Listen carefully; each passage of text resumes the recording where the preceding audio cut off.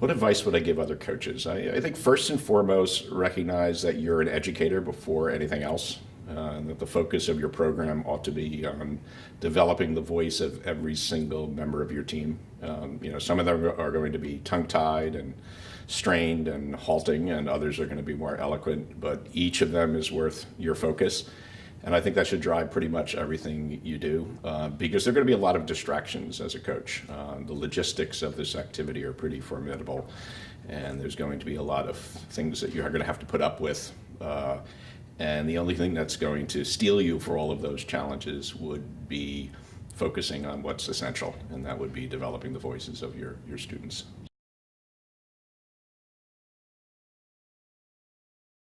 Ultimately, I think you want to imagine the futures of your students. What's the end game here? To what end are we doing this activity? I kind of like working back from what several of my students are doing now. Some are working in the White House, some are working at the State Department. One is the chief international correspondent for CNN. One is a New York Times Pentagon correspondent. One just won the National Book Award. A shout out to Phil Cly and his wonderful collection of short stories called Redeployment.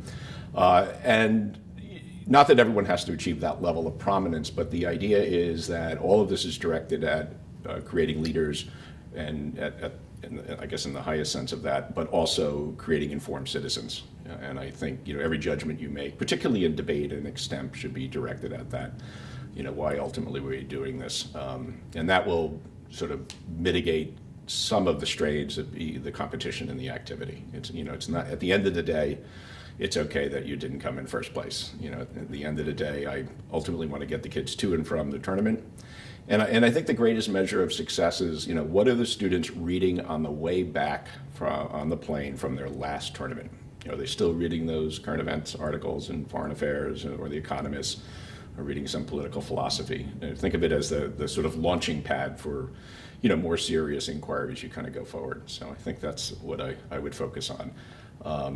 And when that's foremost in your mind, you start to make different decisions about how you sort of organize your team, and I think you become less competitive, and I think that's important. The other thing I would suggest to coaches is compliment the students from other teams.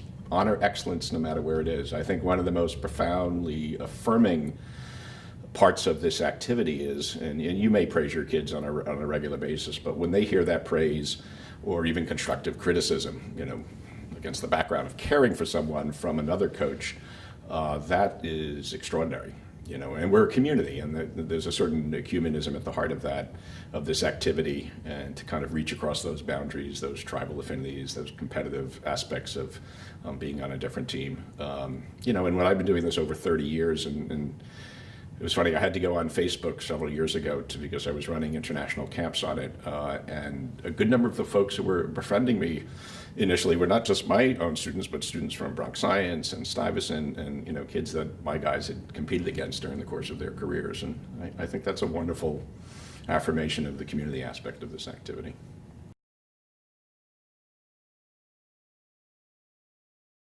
There are very few intensive and intense activities that are going to build an opportunity to guide a young person in their development. Those of us who are teachers understand whatever profound impact we have in the hour that we have with them each day in a class. It's nothing like the 24-hour commitment that you have to make as a coach.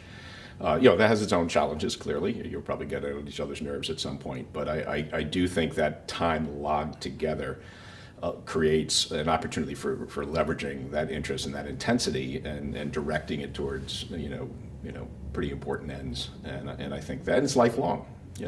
So many of these relationships transcend our 4 years together, and in fact it's hard to recollect the specifics of those 4 years, but the spirit of the enterprise and the spirit of continuing those relationships and guiding them forward, and then they become a source also of your commitment to the activity, knowing that they're out there paying it forward, and I think that's extremely important.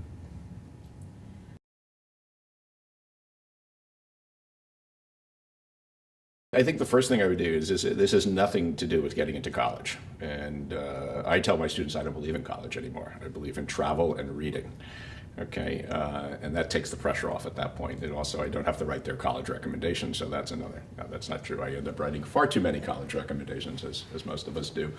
But I think that, again, the focus on the substance. Why are we learning? And if you want students who want to move beyond the strictures of regular classes and to a more intense learning environment, this is a perfect environment for that.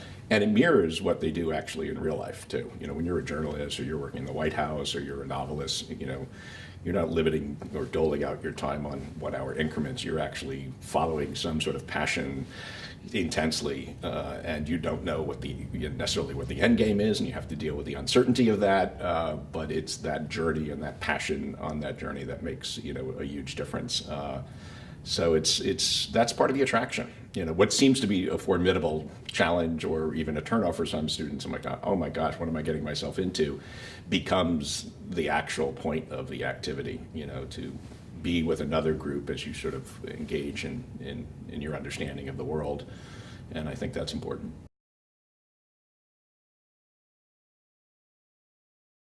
Don't talk abstractly about the activity, show them the activity.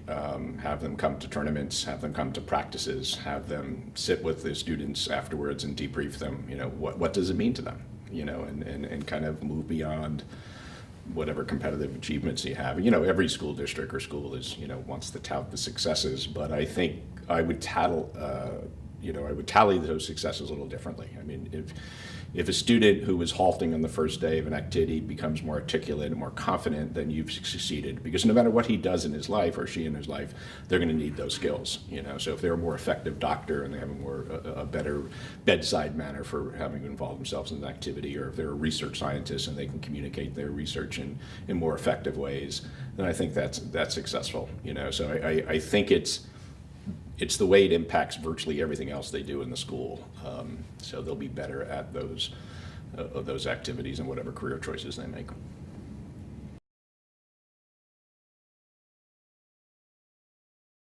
One, tell them right off the bat they can change their mind.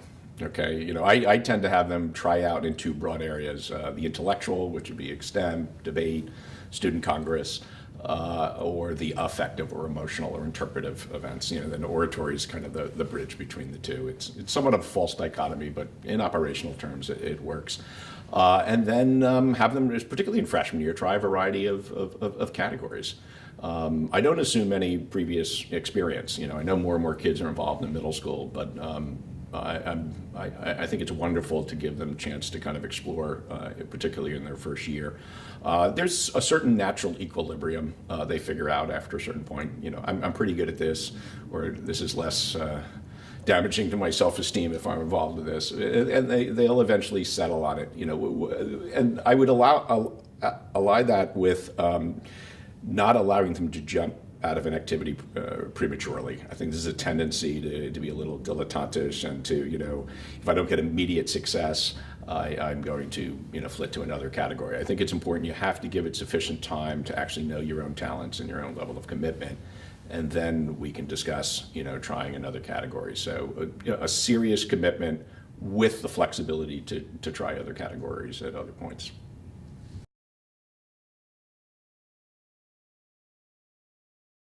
First and foremost, know what you're talking about. I can't stress that enough. I mean, for all the craft of extemp and the gimmicks of extemp, the bottom line is, do you know what you're talking about?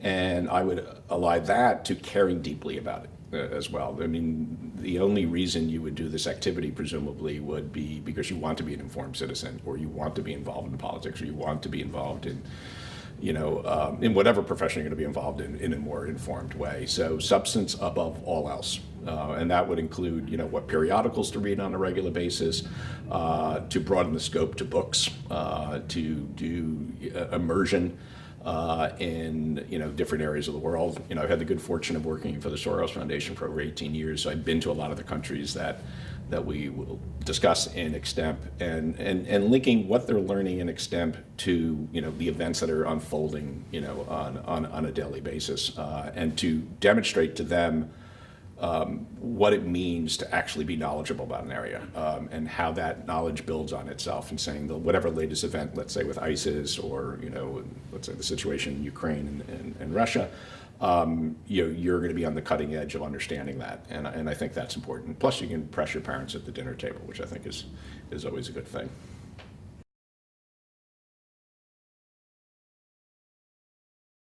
Obviously, the Bible, the economists would be the central source in terms of that. But I would read widely across the political spectrum, and one of the exercises I do is I'll start with the far left and looking at magazines like Mother Jones and The Nation, and move across the political spectrum to the National Review and Weekly Standard. It's kind of like an exercise in alternative reality, but it gives them a sense of how people across the full political spectrum try to make sense of the world. What are the competing political principles that undergird their positions? What is the ideology that, sometimes can block them from a true appreciation of the complexity of facts? And the other thing I would teach them is that there's got to be a moral imperative at the bottom of whether it's debate or extemp, in the sense that the answers to these questions matter. If you're asked a question about Obamacare, or you're in a debate about Obamacare, you can't simply score political points. You have to care enough, and the standard has to be, at the end of the day, Obamacare is either good or bad to the degree that it grants access to people to health care. If that's not your motivation, all right, then we fail to educate you properly. We see all sorts of bad examples in Congress about this, but your job is to be better than Congress. I know that's a pretty low bar, all right, but I think that's essential. To what end? Why are we having these debates? Why are we answering these questions in extemp? It's not an abstract or sterile discussion. These are monumental questions that have, far-reaching significance for us as citizens and in the broader society.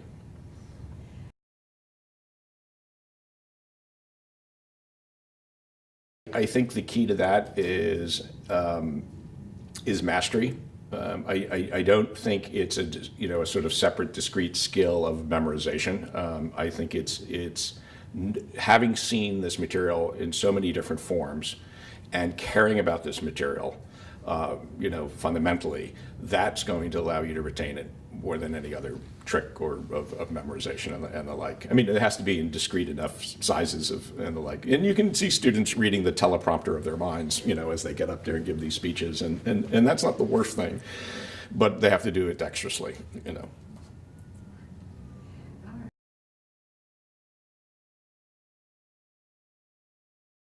Okay, pretty much the whole world at this point. Again, we obviously have to prioritize. I mean, understanding the economy, we have the domestic level, the international level, and the interdependence of those would be kind of essential. I think, all the hot spots of the world, the Middle East, the former Soviet Union, those are kind of critical. But I also think we have an obligation to be on the vanguard of consciousness about areas that are not currently being sort of highlighted. There are forgotten continents. I've spent a lot of time in Africa over the years, and we should be elevating them to greater consideration. There are hundreds of millions of people who live around the world who are not being covered in the latest extemp questions, and I think we can use extemp as an opportunity to get people to think again, or for the first time, about these issues. And I'm a big believer in a serious commitment to mastery over a particular area. And it can be exciting. I love assigning, a series of countries or a particular country, and you're the ambassador for that country. And you are there, you're going to be our team's expert on that particular country, and you're going to articulate, what we need to look at and highlight that for the rest of us. And it's not to suggest that you're the only source on that. And obviously, people have to have a modicum of knowledge about all the key areas. But I think once you demonstrate that you can become an expert through that sort of immersive learning, you're giving them a lifelong skill in terms of that. And I think that's important.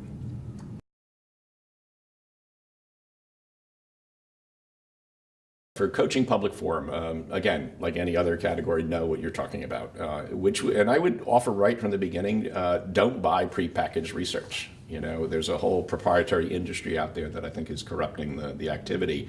These are shortcuts to understanding, and they're improper shortcuts to understanding. Do your own research. And immerse yourself in the topic and look at it from every possible angle. I mean, the inherent discipline of debate is you're forced to look at things from a variety of perspectives, but that's essential. And understand why you do that activity in the first place. These are important issues. We just did the topic on ISIS, and I've had more interesting conversations post the tournaments than I did prior to the tournaments. And we had lots of practice rounds and lots of interesting discussions, but this is an ongoing thing. And I think, continuing to send materials to the students about topics that they've already debated is an essential part of that. It underscores the continuum of interest that's necessary to truly elevate it to a matter of real concern. It's not like, here's a one-off, we'll debate it at a particular tournament and kind of move on to the next topic. What we're saying is that you've secured a certain amount of knowledge on this topic. This is not going away. Maintain your interest in that. So I think that would be first and foremost is, a real commitment to understanding the issues and not just mining research for its probative value in a particular argument. There's a sense in which, unless I can use this in some essential way, it's not important.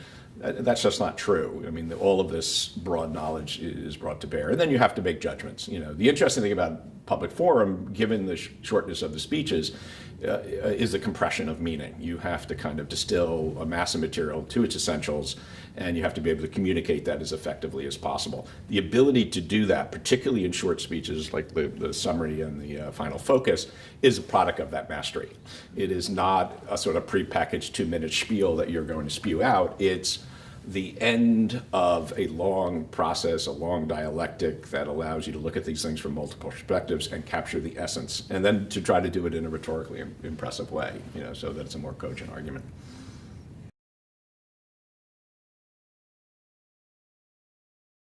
In terms of case construction for public forum, understand this is the first shot you have at making a first impression, and it may be the only first impression you're going to have. And I think you need to be more conscious of that. There's a tendency to just sort of rattle off your basic arguments and let's get to the fun stuff. I think, largely it's about engaging the audience, underscoring the significance of the topic, and then offering cogent argumentation. So that mastery ought to be there, and you ought to have a sense of putting it together in the most persuasive way. At the end of the day, it's not what you say; it's what people come away with. What they actually understand. Those things are related, but I think I would ask kids to slow down, take a big breath, sit down and really think through how they're organizing their speeches, and is this the most powerful and cogent way of communicating? There's a tendency to just rattle it all off and sort of let it fly on its own, and I think you can craft that in a better way. And framework becomes kind of essential in terms of this. This is the lens through which I want you to see my side of the resolution. Supreme Court advocates are asked all the time, when they get up in oral argumentation in front of the Supreme Court, who are the most successful ones? And they say the people who paint the picture of a better day, or alternatively, the nightmare of the other side. Again, it's grounded in real warrants, it's grounded in real evidence, so that inescapably, this is the conclusion people ought to draw.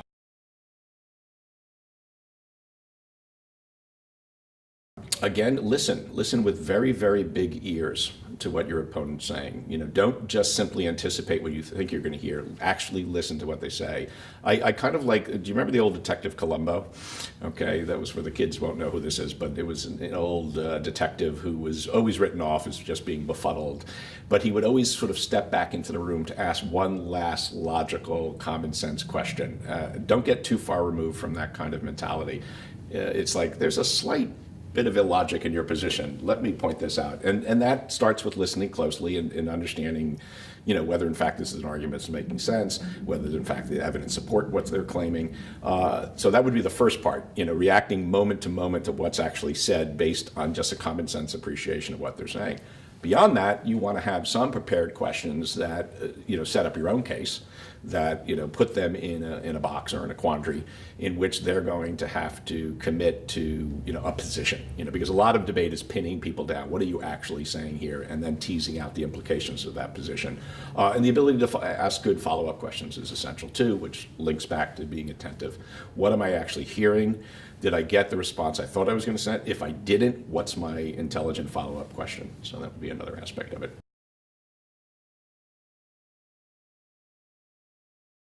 Again, novice debaters, going back to forget about the winning and the losing. It's about the learning, all right? And it's about, topic mastery. They're all looking for the tricks of the trade, and I want them to think for themselves. Each of them has to write individual outlines, even though the older guys are going to be working with them, and my team, as most of our teams, everyone has to have ownership in their own ideas, and it has to be a good faith effort. If it's scrawled off on a napkin at lunchtime with ketchup stains, I'm not interested in it. So a lot of it is individual accountability. What are you thinking? And even the design of small discussions involves seniors, juniors, sophomores, and freshmen in the same room, and everyone's expected to talk. So I think that's important.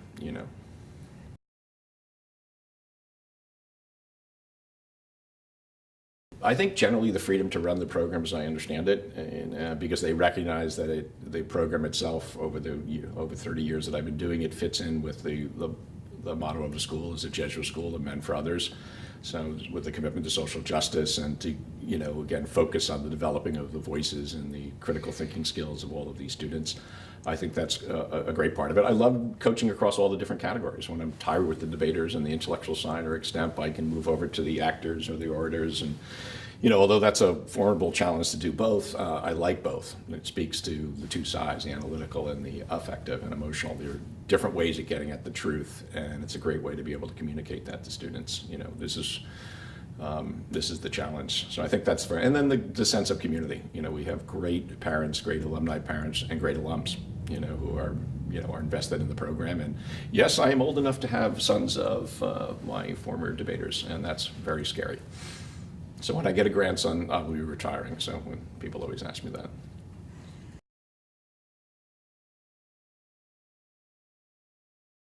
Believe it or not, the Villiger tournament in Philadelphia. Okay, and it's very simple. They run it for the right reasons. It's a university tournament at St. Joe's. They don't attempt to make money on it. It's simply to serve the larger high school community, even though they're a university. It's a Jesuit school. I like that. And I also like the fact that it has all the different categories. So it's one of the few tournaments I can bring my whole team. So it'll be the kickoff tournament for some freshmen, first time they've been on an away trip, all the way through the top seniors. But I think first and foremost, they do it for the right reasons. It's a lovely tournament. And whatever its level of competitiveness and that waxes and wanes over the years, its most important is that they don't bankrupt you, they treat you well, and I think at the end of the day, whatever your performance, you feel like you've been given a fair shot and you've been welcomed.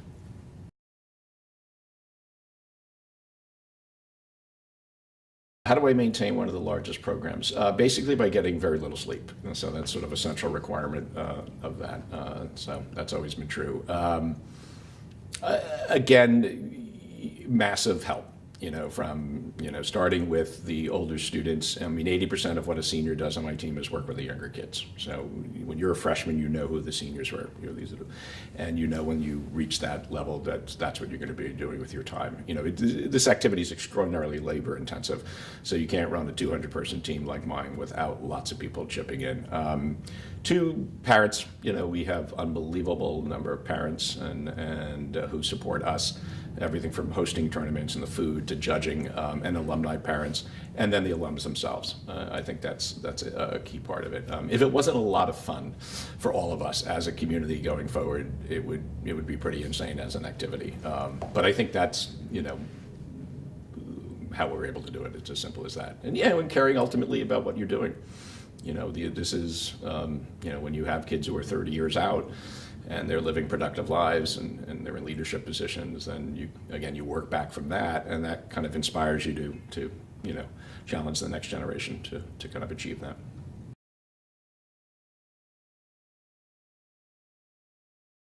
How has public forum evolved in either a good or a bad way? In a good way, I mean, just its sheer popularity. I mean, it's kind of rescued debate. Given the debris of Lincoln-Douglas debate and what's been left behind, sometimes it's good, sometimes it's not, but we're essentially evolved away from that. The public forum became the only alternative, to be honest. So I think, I like the topicality of the issues, that it changes each month, ripped from the headlines. So I think that's kind of Law and Order episode aspect of it. I think that's important. I like the fact that there's a fair amount of evidence that's used. I do think that's one of the challenges. How do you, given the shortness of the speeches, integrate with increasingly higher levels of evidence in these rounds? You don't want to simply have people tossing testimony back and forth and evidence at each other. So I think I don't want to get it too unmoored from its original purpose to be able to persuade, just the general public. I don't want it to become in any way esoteric the way LD or even policy debate has become. So I think that's the biggest challenge. I also think, again, one thing that's corrupting it is just the sheer the vulturism of these proprietary evidence companies that are sort of swooping down and making it easy and almost seducing kids into these kind of shortcuts, and without realizing that they're actually disserving the education of these youngsters to the degree that they provide these prepackaged either cases or evidence packets for them, and that's a real disservice. So I think that's that could be true in any activity, but it's like the equivalent of Sparks Notes or Cliff Notes in literature. It's better to have read the novel itself than to take those sorts of shortcuts.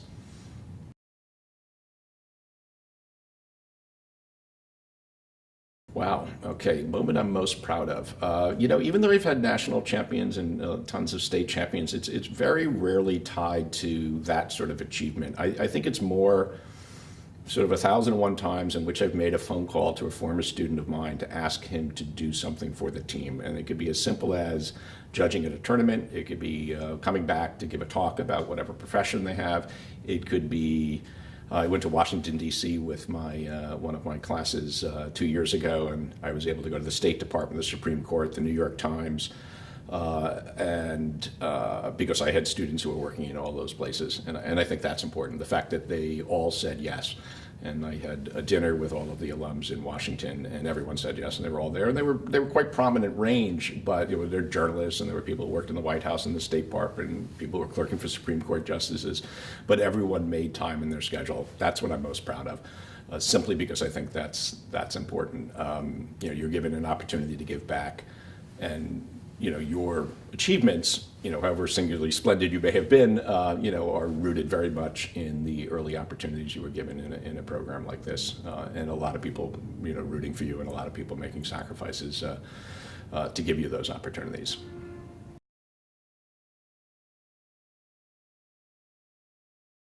A couple of folks. At the local level, I would say three. Lydia Esslinger, the great coach of Syosset, first and foremost because she's an educator. Almost every conversation that Lydia and I have is about literature, which is kind of interesting. It's very rarely about speech and debate, and I think that the kind of life of the mind and that she sort of lives, and that sort of commitment. Brother George Zenley of Chaminade.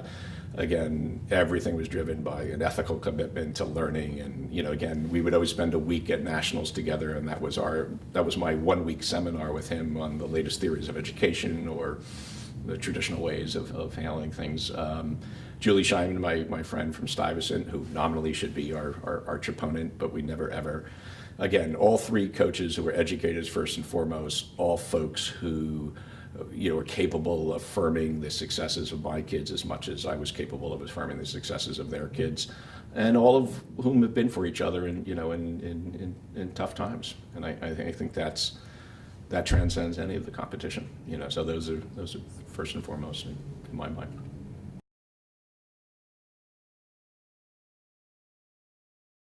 To circle back to young coaches, yes. I think one of the things that any coach at any level in the activity, but particularly young people, is to make sure that you have a reasonable balance in your life too. The tendency of this